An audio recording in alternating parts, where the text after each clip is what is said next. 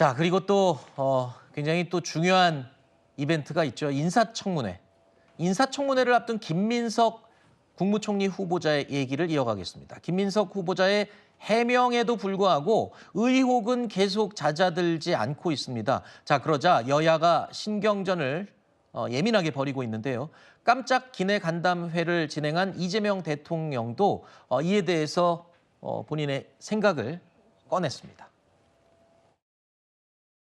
제가 본인에게도 어떻게 될지 물어봤는데 본인으로서는 뭐 충분히 다 설명할 수 있는 그냥 의혹에 불과하다고 말씀하고 계셔서 충분히 청문회 과정에서 충분히 다 설명할 수 있을 거라고 생각이 됩니다.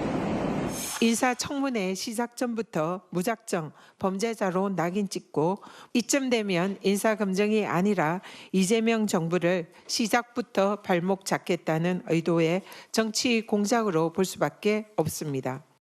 여당의 정부 인사 인선 기준과 인물에 대한 비판, 그 기준을 그대로 적용한다는 생각을 가지고 다시 한번 점검해 주시기를 이재명 대통령에게 다시 한번 강력히 촉구합니다.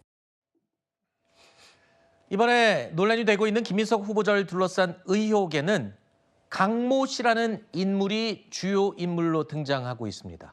자, 과거에 불법 정치 자금을 제공했던 사람 가운데 하나로 2018년에는 4천만 원을 빌려줬던 것으로 지금 알려지고 있는 그런 인물이죠. 그런데 저희 채널A가 취재한 내용에 따르면요. 김민석 후보자가 관여했던 사단법인 사무실이 과거에 바로 이 강모 씨 소유의 오피스텔을 빌려서 그곳의 장소를 사용했다라는 내용이 확인이 된 겁니다. 일단 김민석 후보자 측에서는 사단법인 관련 자료를 검토하고 있다라고 밝힌 상황인데요. 일단 김민석 후보자와 관련된 의혹에는 강모 씨가 핵심 인물이라는 점, 그리고 김 후보자는 이에 대해서 SNS 등을 통해서 적극적으로 해명하고 있습니다. 그러면서 정면 돌파에 나서고 있는데요. 그럼에도 불구하고 국민의힘에서는 인사청문회를 아주 단단히 벼르고 있습니다. 채무자분들하고 어떤 관계인지 밝히라는 야권의 요구가 좀 있었는데요. 이미 다 얘기했던데요. 예, 그거 아직 안 읽어들 보셨나 보죠? 잘들 읽어보라고 하세요. 돈을 빌려주는 저 후원자분들이 이제 정치 후원금도 내셨다고 하셨더라고요. 어떤 입장이실까요? 네, 감사합니다. 잘들 읽어보세요. 네, 감사합니다. 강 씨는 김민석 후보자의 스폰서를 넘어 김민석과 정치적 자웅 동체입니다. 과거에는 불법 정치 자금을 제공했고 김민석의 후원회장까지 역임했다고 합니다. 이쯤 되면은 김민석 후보자가 아니라 강 씨가 총리 인사청문회에 나와야 합니다. 자, 저희 채널A 취재 내용에 따르면 아까 제가 말씀드린 부분, 김민석 후보자의 사단법인 사무실이 강모 씨 오피스텔에 있었다는 점, 거기까지는 팩트예요. 사실관계가 확인이 된 건데 그렇다고 해서 임대료를 지급하고 사무실을 얻는 그 과정이 불법적인 부분은 없는 거잖아요. 그러면 국민의힘은 이번 인사청문회 때 뭔가 더 확실한 무슨 송곳 검증을 위한 또 다른 시나리오가 있는 겁니까?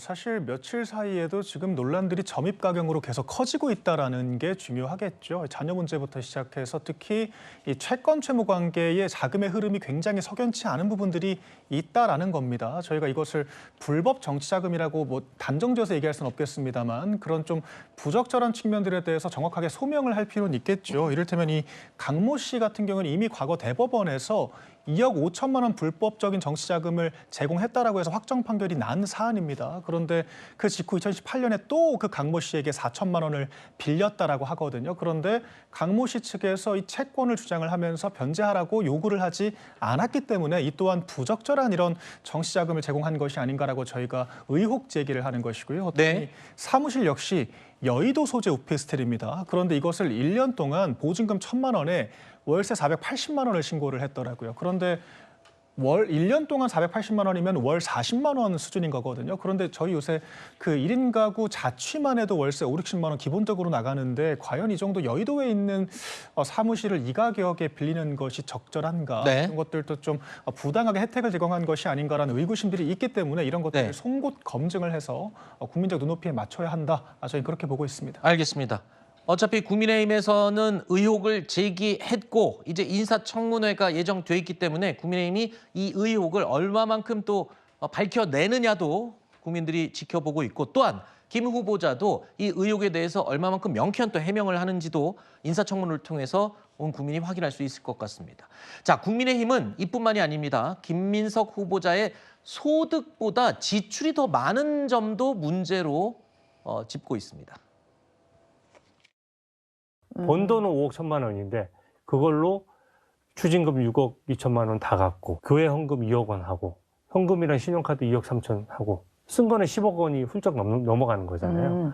그러니까 나머지 수익이 어떻게 됐냐 이렇게 물어본 거죠. 근데 뭐라고 답변했냐면 기타 소득이 있었다. 조의금하고 강연료를 얘기했습니다. 현직 국회의원이 겸직 금지 의무가 있는데 일단 첫 번째는 강연료를 1년에 1억씩 받는다는 게 말이 안 되잖아요. 그리고 강연료를 받았다면 그때그때 재산 등록에 신고를 했어야 되는데 세무 신고된 거나 재산에 등록된 게 없는 겁니다. 조의금도 마찬가지입니다. 2020년도에 빙부상을 당한 거 외에는 별다른 경조사가 없었어요. 네. 알려진 것은. 기본적으로 돈이 수익과 지출 차이가 너무 많이 나는 거죠.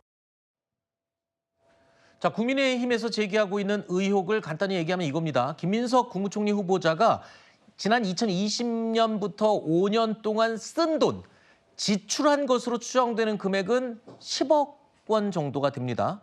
그런데 그 기간 동안 국회의원이 일하면서 받는 수입이죠. 세비는 5억 원 정도가 된다는 겁니다. 그렇다면 버는 돈이 5억인데 어떻게 지출을 10억을 하느냐, 이 점인 거죠. 그렇다면 썼던 돈 나머지 5억 원은 뭐냐?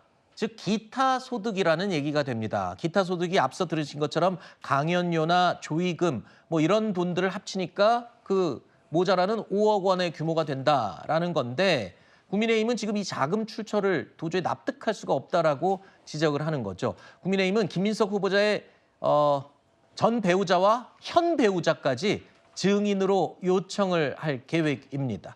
자, 그렇지만 이 민주당이 이번 인사청문회 때 이런 증인 신청까지 과연 받아들일지 의문이에요. 근데 명쾌하게 해명을 하려면 또 이런 걸 또 받아주는 것도 또 방법일 것 같고요. 뭐 아마 좀 고민이 있을 것 같고요. 인사청문회 특위가 있는 만큼 그 안에서도 여러 가지 합의와 논의가 있을 걸로 보입니다. 근데 다만 저는 개인적으로는 이제 증인으로 요청을 할 때 김민석 후보자의 뭐 전 배우자까지 요청을 하는 것은 좀 과한 정치 공세가 아닌가라는 생각이 드는데요.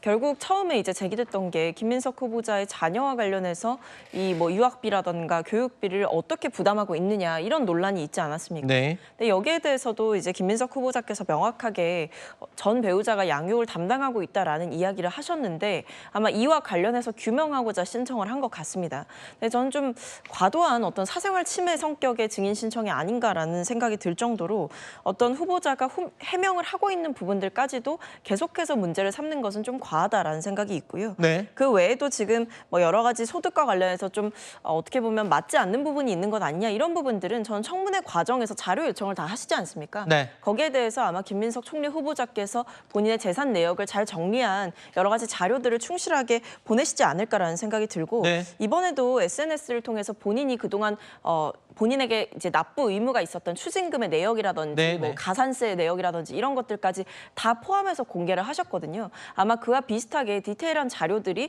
청문회 과정에서 오간다면 의혹이 명쾌하게 해소가 될 것이다 이렇게 보입니다. 알겠습니다. 인사청문회를 봐야 의혹이 풀릴지 여부가 결정이 되겠네요.